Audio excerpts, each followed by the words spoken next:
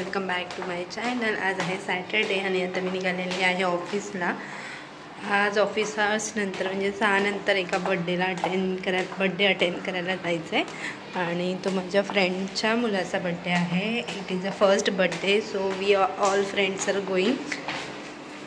आणि हा आमचा जो ग्रुप आहे तो जुन्या म्हणजे माझं ह्याच्या अगोदर 2 ऑफिस होते तिकडचं, म्हणजे मी थर्ड लास्ट कंपनीतला ग्रुप आहे आणि आम्ही अजूनही सगळे टचमध्ये आहोत आणि फॅमिलीसारखे टचमध्ये आहोत। असं नाही झालं की ऑफिस सोडला आणि संपलं सगळं, अजूनही आम्ही पूर्ण एक फॅमिलीसारखं एकमेकाच्या टचमध्ये आहोत।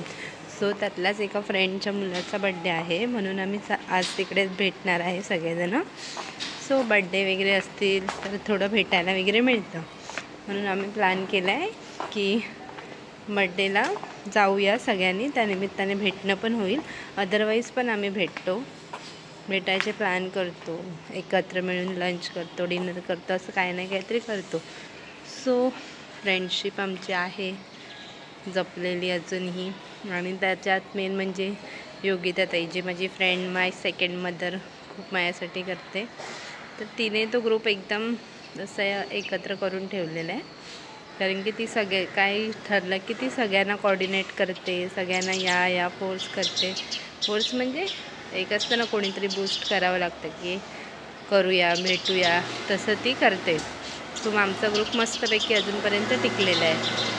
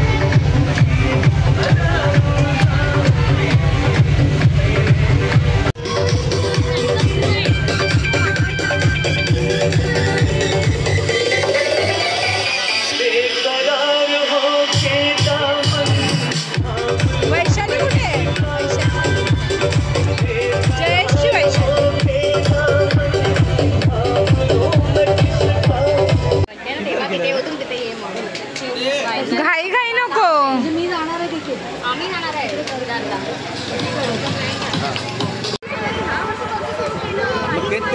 सेम यांचं पण असं यार, वैदूला माहिती नाही।